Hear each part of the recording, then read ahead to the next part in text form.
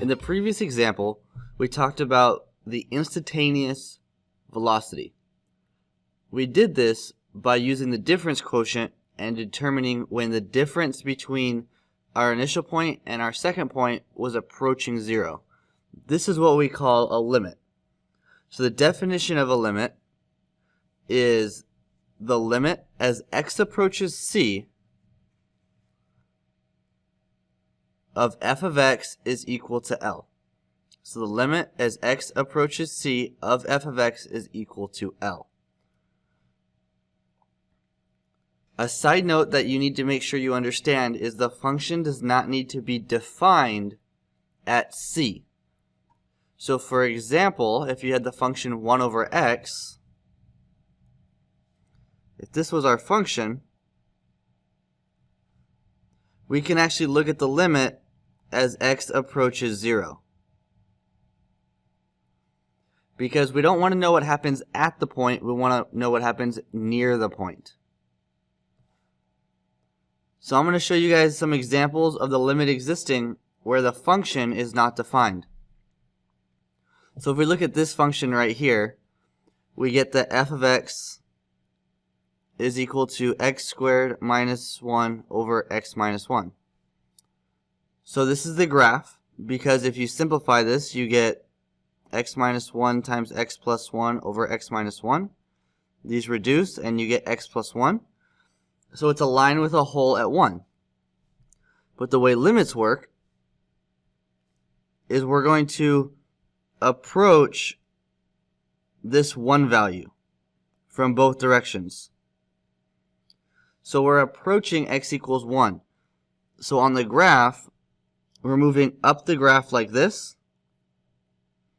and we're moving down the graph like this. So we're approaching 2 as x approaches 1. So another good thing to point out is that this is a y value.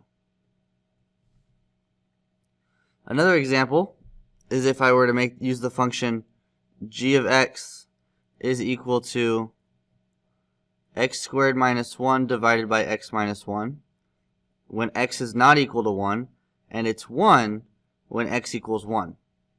So that gives us a hole and then a dot down here. Well, the same thing happens as we approach x equals 1 from both sides. You'll notice that the y value still approaches 2. So the limit here is still 2. So the limit of g of x as x approaches 1 is still equal to 2. Because we're not actually concerned with the numerical value of g of 1. We want to know what happens when we get really close to g of 1. And the last example is h of x equals just x plus 1, just the normal line. And you'll see that as you approach x equals 1 from both sides, you get the same value of 2. So something I do want to point out is that all three functions have the same limit as x approaches 1. So even though they're three completely different functions, they all have the same limit because their graphs look the same. So if we were to write that out, we would get the limit of f of x as x approaches 1 is going to be 2, and we called this one g of x. So then the limit of g of x as x approaches 1 is equal to 2, and the limit of h of x as x approaches 1 is also 2. So now I want to get into the properties of limits. And so these are just basic properties that you're going to need to know. So I'm just going to run through them quickly, but you're going to need to write them down and then refer to them when solving limits. So let's start with the first one. the limit of a constant function is just the constant. So because there's no x value to plug in, the limit of x as x approaches a is just a. So you just plug the x in. The limit of a sum is equal to the sum of the two limits. So you can quote unquote distribute the limit. Same thing with subtraction. This is a very useful property. This c is a constant, and you can just pull it out of the limit, and you can multiply it after taking the limit. The limit of a product is the product of the limits. So again, you're quote unquote distributing the limit. Same thing goes for division.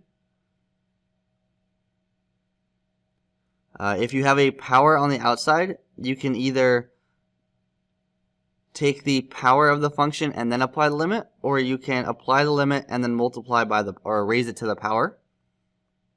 And the same thing works with square roots.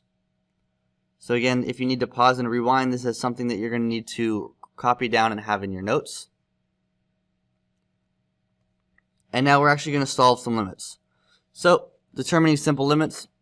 This will be a piece of cake. Here we go. So I'm going to do A, and then I want you guys to do B. So in order to take the limit as x approaches c of x cubed plus 4x squared minus 3,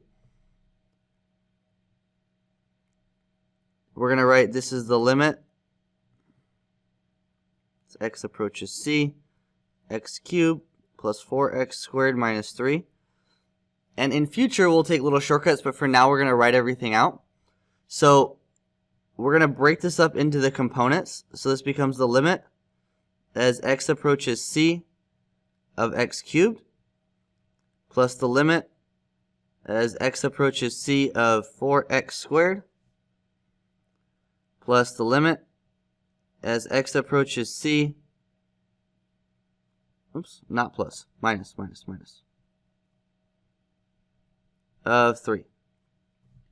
And what this did, this is the sum rule. And now, all you have to do is plug in c. So you get c cubed plus 4c squared minus 3.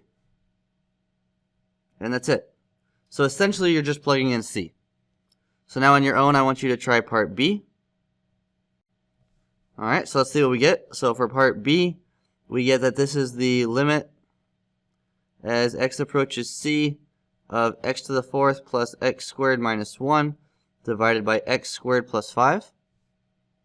So what we're going to do is we're going to distribute our limit. So you get the limit x to the 4th plus the limit x squared as x approaches c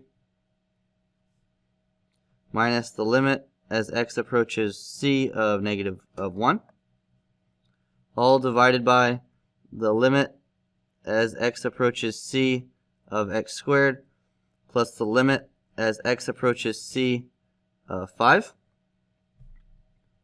And now all I gotta do is plug it in. So you get c to the 4th plus c squared minus 1 over c squared plus 5.